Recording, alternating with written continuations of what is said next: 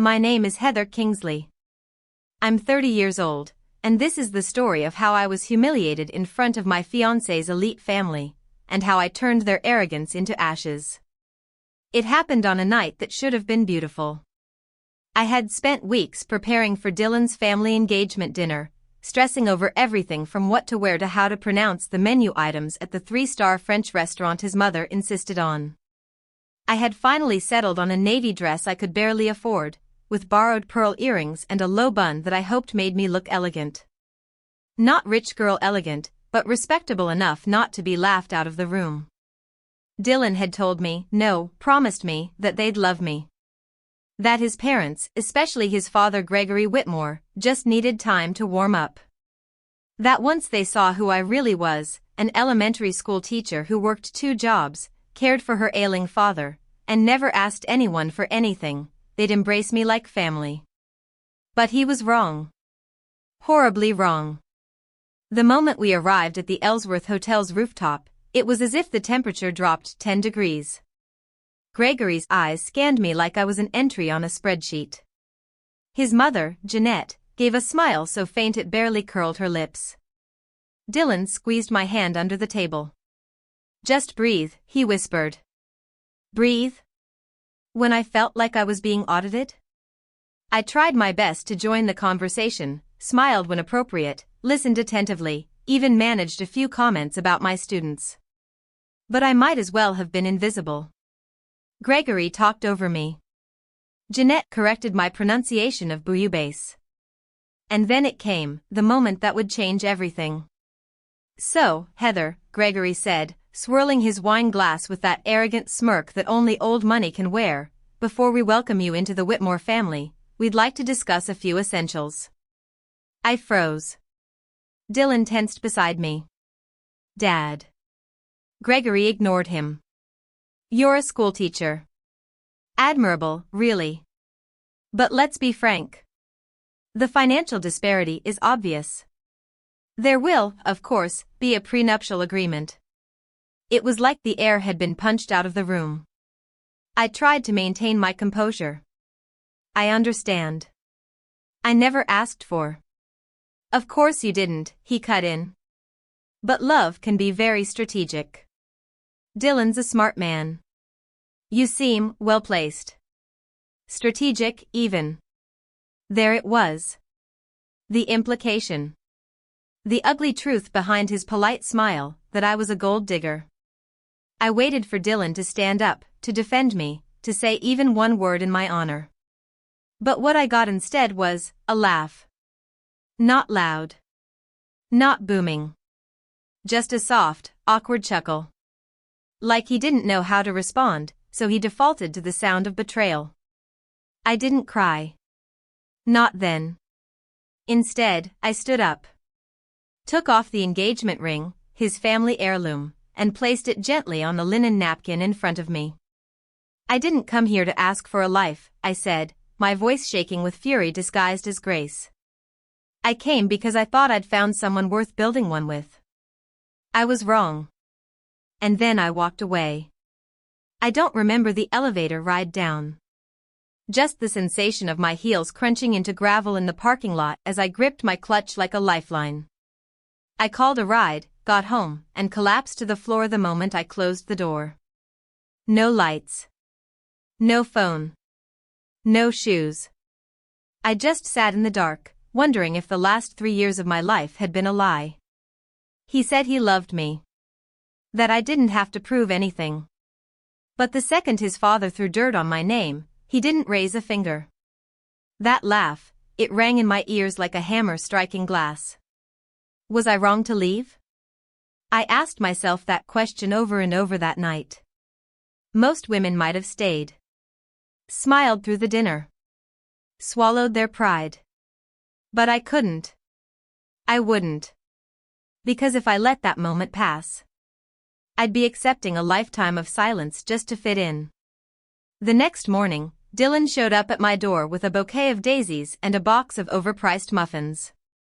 He looked wrecked, tie askew, hair undone, face pale. "Heather," he said, "I'm so sorry. I didn't mean to laugh. It was nerves."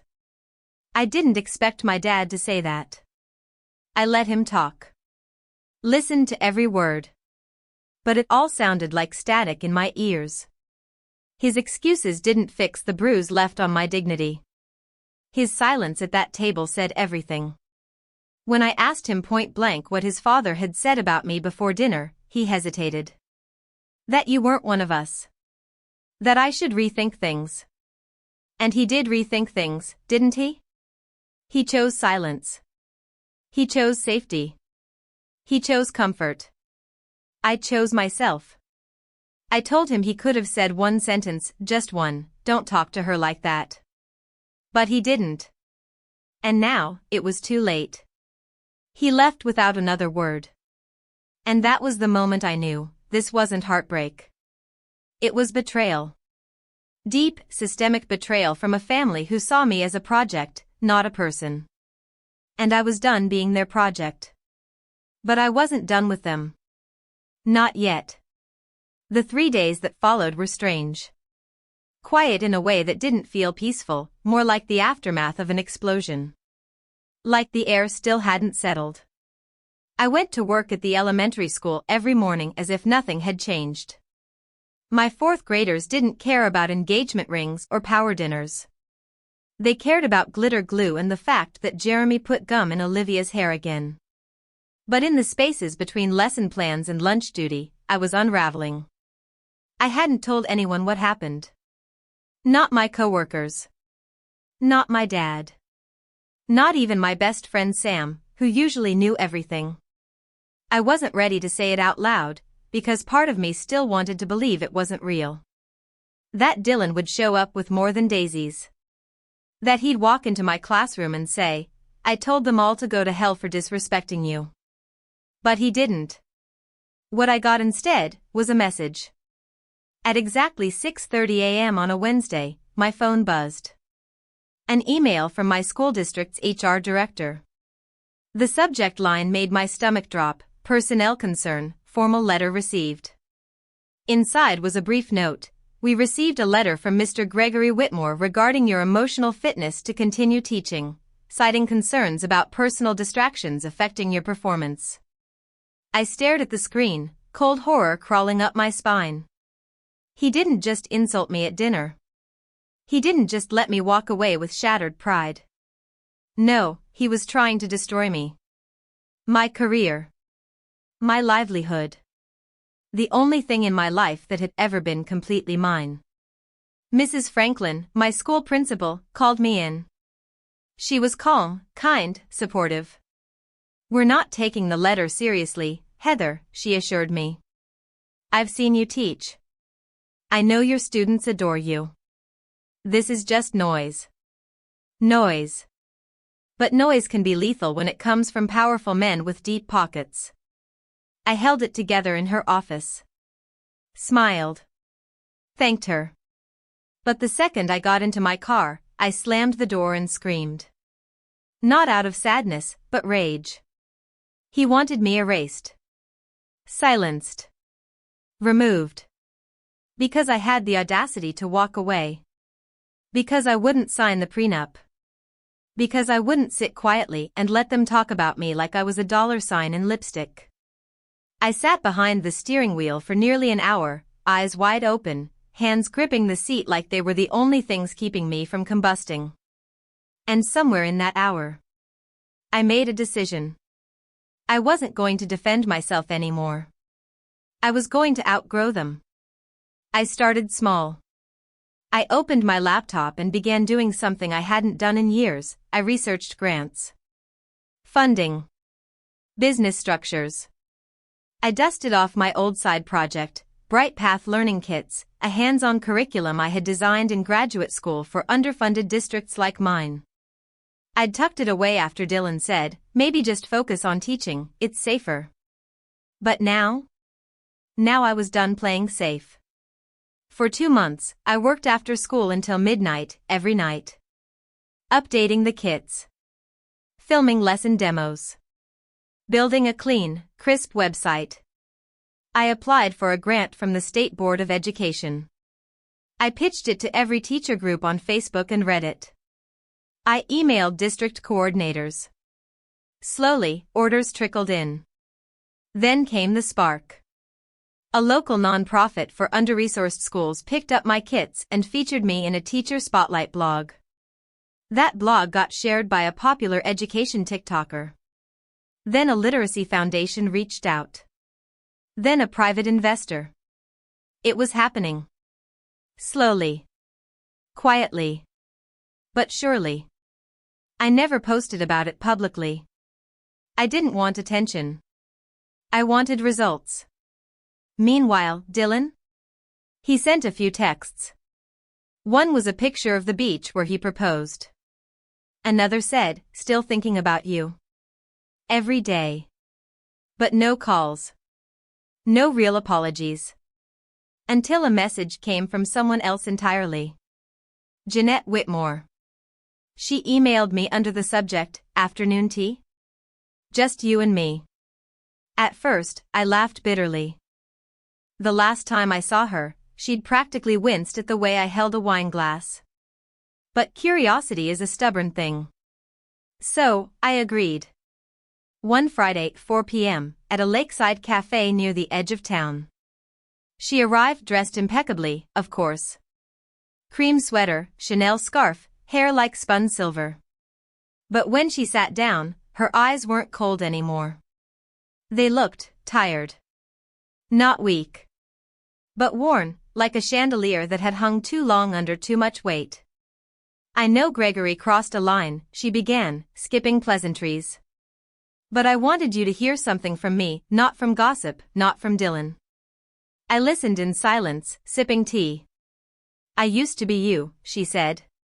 "Once. Before I married into this empire." That caught my attention. "I was a small-town girl," she continued. "My father ran a mechanic shop. My mother cleaned houses. When I met Gregory, I thought I'd stepped into a fairy tale. But I didn't marry a man. I married a name. A family. A set of rules." She looked at me then, and her voice softened. "And you scared Gregory. Because you reminded him of what freedom looks like." I didn't know what to say. She slid something across the table. A velvet box. Not Dylan's ring. This was older. Weathered. Inside was a sapphire, deep blue, set in a delicate vintage band. "My grandmother's," she said. "She once told me, don't spend your life auditioning for anyone." I should have listened.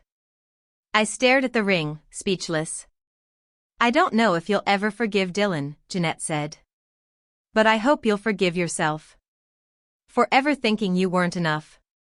She stood, placed her gloved hand over mine, and left. I didn't move for 10 minutes. Not because of the ring. But because, for the first time since that awful night, I felt seen. Not pitied. Not analyzed. Just seen. And that was the moment I decided, I wasn't going to get even. I was going to get everything. After that meeting with Jeanette, something shifted in me. It wasn't forgiveness. Not yet. Maybe not ever. But it was clarity. I finally understood that this wasn't just about one bad dinner or an awkward laugh, it was about an entire system built to make women like me feel lucky just to be at the table. And I was done chasing chairs at tables I didn't build. So, I got to work. I stopped checking my phone for Dylan's name. I turned my focus completely to Bright Path learning kits. Every spare hour went into perfecting the materials, upgrading the visual design, expanding lesson plans, even recording free workshops for educators on YouTube. My savings were thin, but my purpose was thick. Each kit sold felt like a tiny piece of independence stitched back into my identity. Then came the break that changed everything. An education influencer posted a glowing review of the kit on TikTok. "These aren't just lesson plans, they're lifelines for teachers drowning in outdated resources," she said, holding up the bright yellow box with the smiling owl logo I'd hand-drawn myself. Within 2 weeks, I had over 3,000 orders. I had to hire help. I rented a tiny co-working space and brought on 2 interns, former students of mine, now in college. They called me Miss K, just like old times, except now they were learning business strategy and marketing. By month 4, I was in meetings with 3 different education tech companies wanting to license my curriculum. I wasn't just staying afloat, I was building a ship. And the best part? I kept it quiet. No press. No LinkedIn posts. I wanted my growth to be my own. Invisible to those who only saw worth in public titles and last names. Until one afternoon, a notification popped up. A message from an old contact at Whitmore Group. One I'd met briefly at a fundraiser Dylan dragged me to a year ago. The message was short. Heather, saw your name come up in a pitch meeting. Just a heads up, Gregory doesn't know it's you behind Bright Path yet. He's interested. Very interested. I stared at the screen. Whitmore Group, Gregory's legacy firm, wanted to invest in my company. I laughed. A hard, stunned laugh that filled my entire kitchen. Oh, the universe. But I wasn't going to sell. Not yet. Instead, I requested a meeting. Through my business alias, Heather Kingsley Holdings. No photos. No LinkedIn. No personal info. Just a professionally curated front as the sole representative of Bright Paths Holding Company. The meeting was set for a Thursday at the Whitmore estate. Gregory wanted to host it personally. I arrived on time. Polished. Confident. Dressed in a tailored navy pantsuit, not the one I wore to that cursed engagement dinner. This one was custom. Paid for with my own money. And it fit like armor. The guard let me through the gates. The same gates I used to look at with wonder when Dylan would drive us through, saying, one day this will all be part of our life. Now I was walking through them as a stranger. But not a small one. Gregory greeted me in the drawing room, not recognizing me immediately. Heather Kingsley Holdings, he said, extending his hand. It's an honor. I shook it. The honor's mine. We sat. Tea was offered. Served by a staffer I vaguely remembered from the dinner where I'd been dismantled. Gregory launched right in. Your company is impressive. The margins. The market reach. We've been looking to expand into education technology. Our real estate portfolio has been underperforming. I nodded slowly. That's unfortunate. We think this could be a mutual opportunity, he said. We'd like to acquire 60% of your intellectual property rights and manage distribution nationally. 60%? I raised an eyebrow. You don't even own 60% of your own name. He blinked. Excuse me? That's when I smiled. And slowly, methodically, removed my glasses. The recognition hit him like a slap. His jaw tightened. You.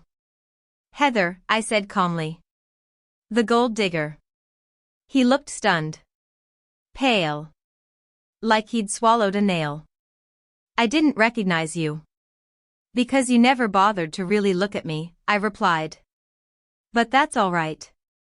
You don't need to recognize someone to try to destroy them. You just need to underestimate them. He stood up. This is a waste of my time. I raised a hand. Sit down. He froze. You tried to ruin my career, I said, my voice calm but cutting. You sent a letter to the school district suggesting I was unstable. You made false accusations that could have ended a decade of work I built from the ground up. So here's what's going to happen. He sat, slowly. Tense. You're not going to buy my company. But you are going to watch it become the single most successful education platform in the Midwest. And when every school board you've ever tried to bribe with tax abatements signs with me instead of you, I want you to remember this moment. Because this, I gestured around his estate, this doesn't last. But what I'm building? It does. His lips curled. So this is revenge. No, I said. This is justice wrapped in discipline. And I walked out. It wasn't loud. It wasn't dramatic. There was no shouting or slammed doors. Just the quiet sound of a man finally seeing the woman he tried to erase walk away without flinching. I never looked back. But I did one thing before I left. I had my assistant deliver a bright yellow Bright Path learning kit to their doorstep the next morning, addressed to the Whitmore Foundation's Philanthropic Division. Inside, I left a note. For the children. May they learn how to treat people better than you did. It should have felt like a finish line, leaving Gregory Whitmore blinking in disbelief while I walked out of his marble castle with my head high. But it didn't. Because this wasn't the end. It was only the spark. The real fire hadn't even started yet. The next morning, I woke up to 3 emails and 2 missed calls from mid-level execs at the Whitmore Group. They had realized who I was, and more importantly, what I had built. The tone was suddenly desperate. Polite apologies. Interest in collaboration. One email even dared to say, "We didn't realize the strength of your position." Strength of my position? Funny how it took me building an empire from my living room floor before they saw me as anything more than a woman chasing a man's bank account. I didn't respond. Not yet. Not until the headlines hit. And oh, they hit hard. One of the school districts I'd quietly partnered with, Edenvale Unified, publicly announced a massive rollout of Bright Path learning kits across 24 campuses. The local news picked it up. Then a regional education journal. Then, out of nowhere, Forbes Education featured the story, "How a teacher turned entrepreneur is revolutionizing classroom learning." My name was there. My photo. My story. Not the edited version where I played fiancé to the man with the pedigree, but the real one. The single daughter of a retired mechanic and a mother who died when I was 11. The girl who worked 2 jobs to put herself through school, who ate dinner over lesson plans and turned heartbreak into blueprint. And just like that, the calls weren't just coming from schools. Venture capital firms. Tech incubators. Publishing houses. Even a startup in Finland wanted to license Bright Path's math games. And that's when I got another call, one I didn't expect. Dylan. I was walking out of my office late one evening, the air crisp with fall wind, when my phone buzzed. I hesitated. His name lit up the screen like a ghost from a former life. I answered. "Hi," he said, voice low. "I know I probably shouldn't be calling, but I saw the article. I read it 3 times. Did you recognize the woman in it?" I asked. "I didn't," he whispered. "Not because you've changed. But because I finally saw what you were always capable of. And I was too blind, too weak, to see it before." His honesty caught me off guard. But I didn't feel anything sharp, no rage, no sadness. Just a kind of cool detachment. Like watching the final scene of a movie I already knew the ending to. "Gregory's been furious," Dylan added. "He feels humiliated." "That's not my problem anymore," I said. "I know," he replied. "I'm not calling to fix anything. I just wanted to tell you something." I stayed quiet. "I left the company," he said. 2 months ago. I've been working with a non-profit that teaches financial literacy in underserved communities. It's not glamorous. But it's real." I felt something shift inside me, a soft click. Not closure.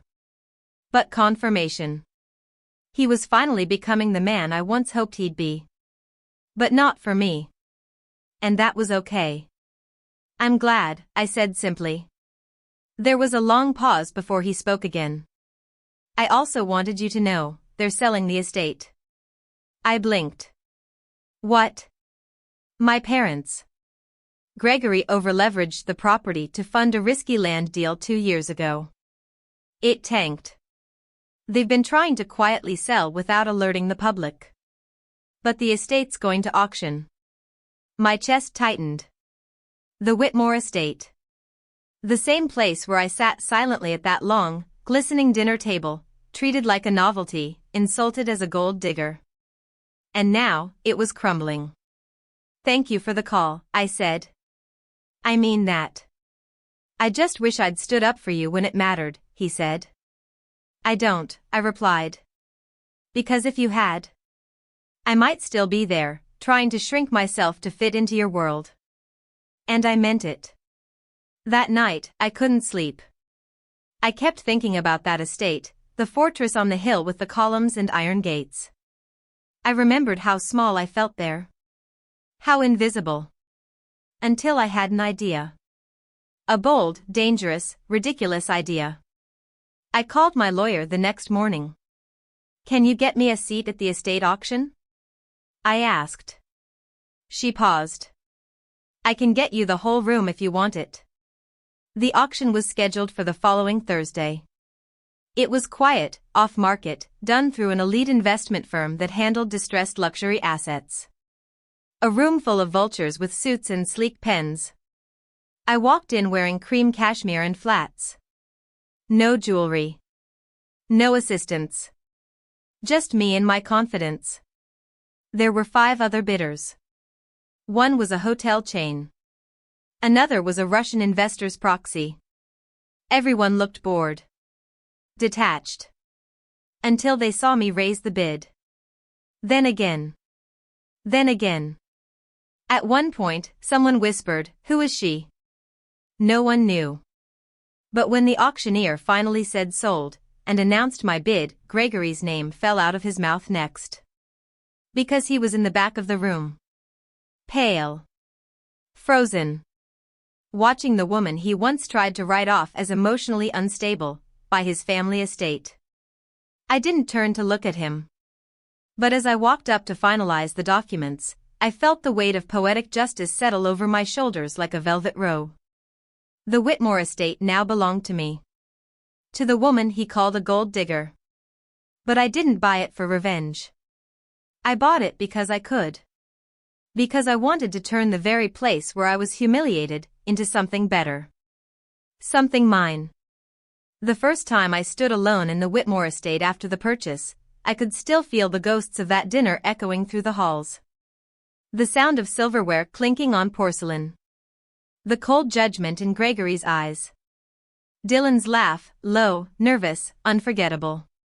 But now, every creak of the floorboards beneath my shoes was mine. The velvet-lined staircase, the sprawling West Wing library, even the ridiculous marble cherub fountain in the courtyard, it all belonged to me. Not because I married into it. Because I earned it. Because I endured what they thought would break me. Because I made them watch me rise without ever raising my voice. Still, I didn't move in. I didn't redecorate. Instead, I stood in the grand hall that first night and made a choice. This house would not carry the weight of their arrogance anymore. It would carry my purpose. I called my assistant. "Get me architects. Designers. A licensing consultant. And contact the city's Education Equity Initiative." "What are you doing?" she asked, stunned. "I'm going to turn this estate into a community education and development center," I said. "Not a museum of old money." And that's exactly what I did. Over the next 8 months, I transformed the Whitmore estate into something no one, least of all the Whitmores, could have imagined. The West Wing became a professional development space for underpaid teachers. The ballroom? A tech-forward tutoring hub for low-income students. The sunroom, once off-limits to anyone not family, was now a safe haven for teen girls navigating difficult home lives. I even kept the ornate dining room, but not for wine-soaked lectures on prenups and family legacy. That room now held monthly dignity dinners, where first-generation college students met successful mentors over meals they never imagined affording. It wasn't about revenge. It was about reclamation. One afternoon, as I was reviewing plans for the summer STEM boot camp, Jeanette Whitmore showed up. No warning. No driver. just her car idling at the curb like she was afraid someone might see her there. I met her on the porch. She was wearing a soft gray cardigan, no pearls, no makeup. Her eyes didn't carry their usual distance. Just quiet resignation. "I heard," she said. "About what you did. About what this house is now." I didn't respond. Just gestured for her to sit beside me on the bench. She hesitated, then sat. "I told Gregory you'd do something like this," she whispered. "He thought you'd flip the house or throw a party." I glanced toward the garden where two young girls were running a mock rocket experiment with one of my interns. "This place was never about revenge for me," I said. "It was about power. Reclaiming it. Repurposing it. Letting people in who were always told they weren't enough." She looked down at her hands. "I wish I had done that for myself when I was your age." We sat in silence for a while, just listening to the wind and the muffled laughter of children. Then she said something I didn't expect. "Thank you, for not turning into what they expected you to become." That stayed with me. And in that moment, I realized something. Sometimes the most powerful revenge isn't about proving them wrong. It's about proving yourself right, and doing it so beautifully that they can't look away. 2 months after the community center officially launched, I received a letter from Dylan. It wasn't long. Just one handwritten page in that same penmanship I once watched scrawl love notes on post-its by my bedside. "Heather. I drove by the estate yesterday. I saw the kids out front, the solar panels being installed, the sign that reads 'You belong here.' I parked for 20 minutes, just sitting in the car, trying to decide if I had the right to go in. I didn't. But I needed you to know, I'm proud of you. I finally understand why you walked away. And why you never looked back. I hope, wherever you go next, it leads you to a life that never once makes you question your worth. You were never a gold digger. You were gold." I folded the letter and placed it in the drawer of my office desk, beside the original blueprints of the estate. Not because I needed to remember him. But because I needed to remember that sometimes, people grow. Even if they grow too late. And me? I was no longer waiting for people to catch up to my worth. I was building legacies of my own. By fall, the estate was unrecognizable, at least to those who once believed it existed solely to flaunt their wealth. To me, it had finally found its purpose. The laughter of children now echoed through the halls where icy whispers once passed judgment. Desks replaced decadent dining sets. Whiteboards replaced oil paintings. Dignity replaced shame. And every day, more people came. Mothers with strollers seeking literacy programs. Veterans learning computer skills in the East Wing. High school students practicing mock interviews under crystal chandeliers that once lit soulless business deals. The headlines called it a miracle in marble. But I knew better. It wasn't a miracle. It was a woman finally standing on ground that once rejected her, claiming every inch with purpose. One crisp October afternoon, I hosted our first annual Vision Summit, inviting educators, policymakers, and grassroots organizers. As I walked through the grand hall, once used to show off Gregory Whitmore's antique watch collection, I caught a glimpse of myself in the mirror. Same eyes. Same hair. Same woman. But stronger. Unapologetically so. The summit was a hit. Panels on educational equity, sustainable school funding, trauma-informed teaching, topics no one at that dinner table would have deemed profitable, but were now the foundation of a growing national movement. After the last guest left and the staff began to clean, I sat alone on the back steps of the estate with a cup of ginger tea, watching the sunset melt over the lake. That's when my phone buzzed. A private number. I hesitated, then answered. "Ms. Kingsley," the voice said. "This is Robert DeLong from the National Education Futures Fund. We'd like to discuss a multi-million-dollar grant opportunity to scale your learning kits nationally. And we'd like to offer you a seat on our executive advisory board." I blinked, stunned. Then smiled, the kind that comes not from surprise, but from long-awaited validation. Let's schedule it, I replied, steady as ever. But that call wouldn't be the only surprise that week. 2 days later, a woman showed up at the estate unannounced. Her hair was pulled back. Her blouse modest. Her heels low. She looked nervous, but determined. My name's Amber, she said. I used to be involved with Dylan. My entire body tensed. For a split second, I felt the ghost of humiliation rise in my throat. But I stayed calm. Go on. She held out an envelope. This is something you should see. I'm not doing this for him. I'm doing this because I didn't realize who he was until it was too late. But I do now. I opened the envelope as she walked away. Inside were printed emails. Screenshots. Financial records. It took me less than a minute to see the truth. Gregory Whitmore had funneled money from the Whitmore Group into a personal slush fund to keep the estate afloat after the land deal disaster. He used shell foundations and claimed they were youth development initiatives. Some of the money had been moved into fake educational organizations. Ones that never hosted a single event. And my name? He used it in the proposals.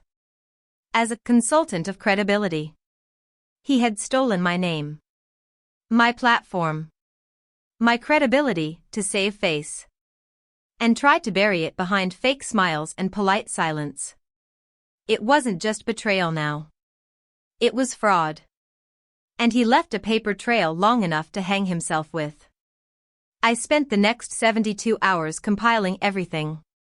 Cross-referencing non-profit records, tax filings, and every public statement the Whitmore Group had made about education philanthropy. Then I called my attorney.